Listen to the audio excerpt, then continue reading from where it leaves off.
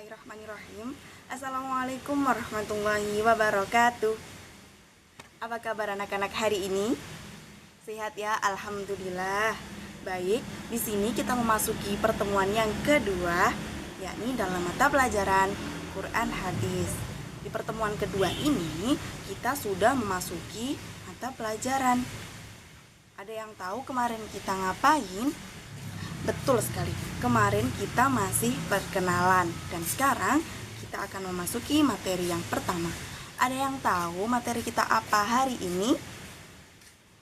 Betul sekali, materi kita hari ini yakni mengenai Al-Quran dan Hadis sebagai pedoman hidup.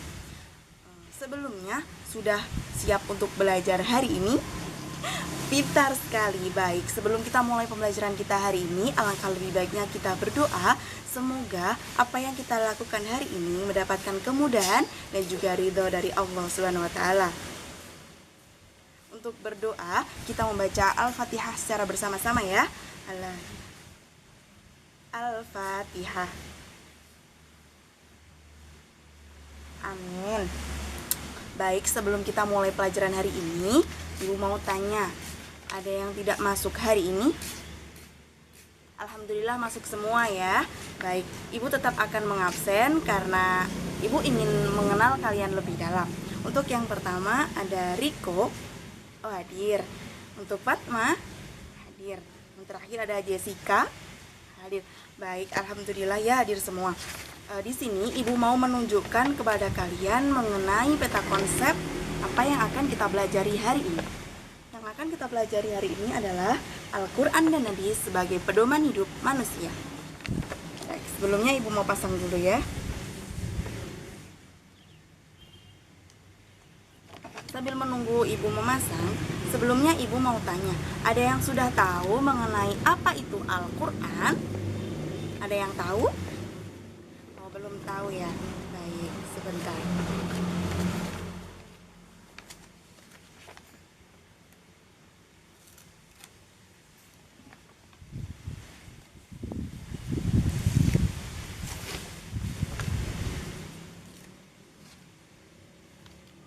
Adalah peta konsep yang akan kita bahas di pertemuan kali ini.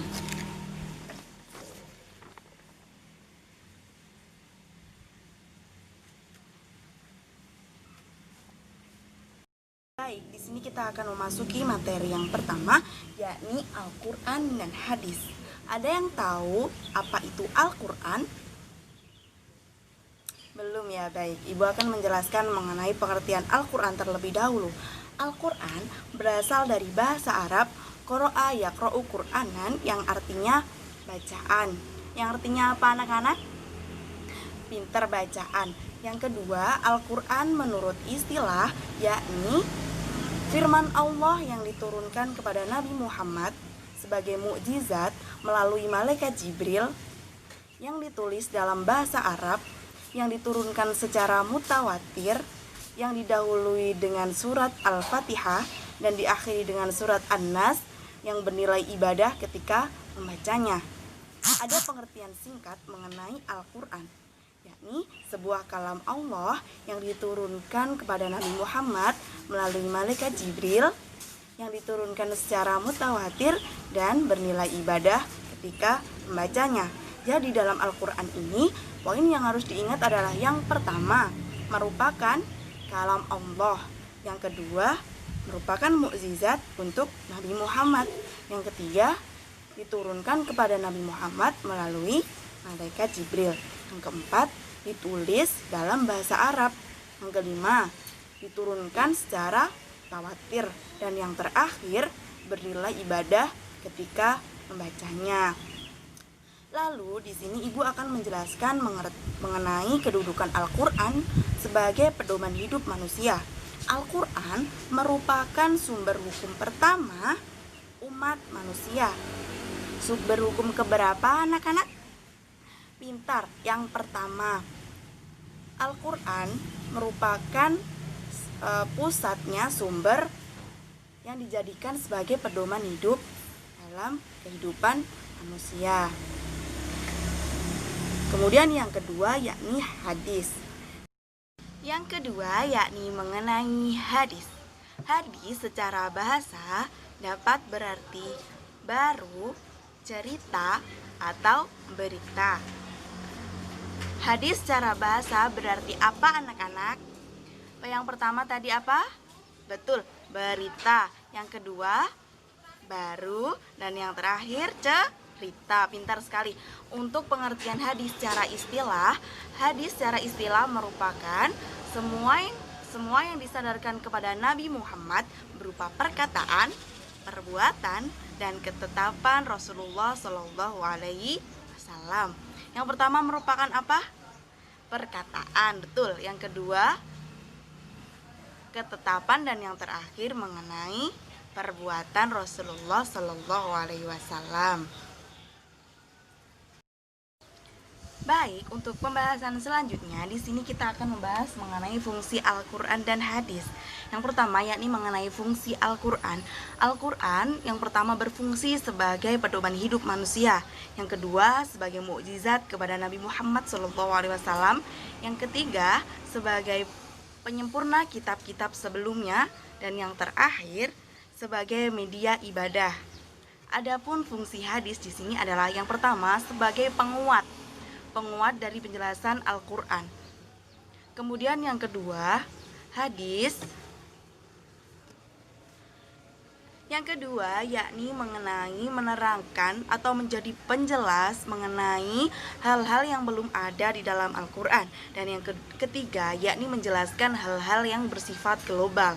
Seperti contohnya ketika dalam Al-Qur'an dikatakan bahwa diperintahkan untuk mendirikan sholat. Nah, di situ hadis ini turun atau ada untuk menjelaskan kata-kata dirikanlah sholat, yakni dengan solu kama ro'aitumuni usolli, atau sholatlah kalian seperti kalian melihat sholatku.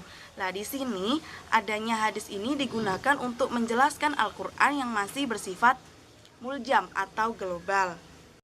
Ibu ingin bertanya kepada kalian, apa sih fungsi Al-Qur'an itu? Siapa yang bisa menjawabnya? Acungkan tangan. Ya, silahkan Fatma. Betul, yang pertama yaitu pedoman hidup manusia. Ada yang bisa menjawab lagi? Ya, Riko, silahkan.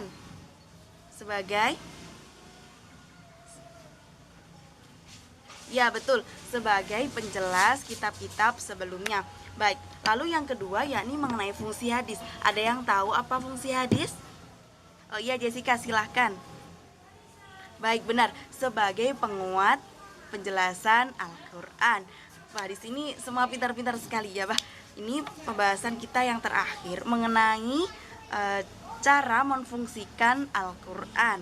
Ada 3, yang pertama yakni sebagai pedoman hidup pribadi, dan yang kedua pedoman hidup sosial, dan yang terakhir ini bisa digunakan sebagai pedoman hidup berkeluarga. Dalam pedoman hidup pribadi ini, Al-Qur'an dan hadis ini kita jadikan sebagai pedoman hidup agar kita tidak tersesat, baik itu berhubungan dengan Allah, dengan makhluk, atau dengan alam. Dan yang kedua yakni mengenai hubungan sosial. Di dalam Al-Qur'an ini tidak hanya menjelaskan hubungan kita dengan Allah, tapi menjelaskan hubungan kita dengan sesama manusia atau makhluk Allah yang lainnya. Seperti Allah menciptakan kita berbangsa-bangsa dan bersuku-suku untuk saling mengenal dan saling menghormati. Yang terakhir yakni sebagai pedoman hidup dalam berumah tangga. Dalam Al-Qur'an dikatakan bahwa seorang suami tidak boleh melakukan kekerasan terhadap istri.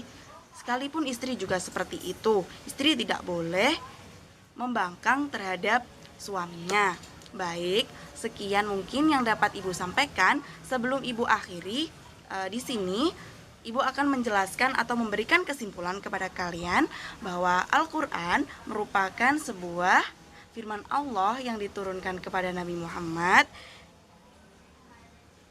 yang dijadikan pedoman hidup.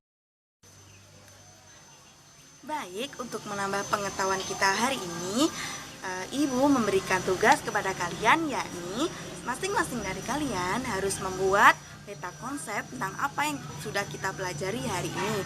Dikumpulkan minggu depan ya. Baik, mungkin itu yang dapat Ibu sampaikan. Semoga pelajaran hari ini bermanfaat untuk kita semua. Ibu akhiri, wassalamualaikum warahmatullahi wabarakatuh.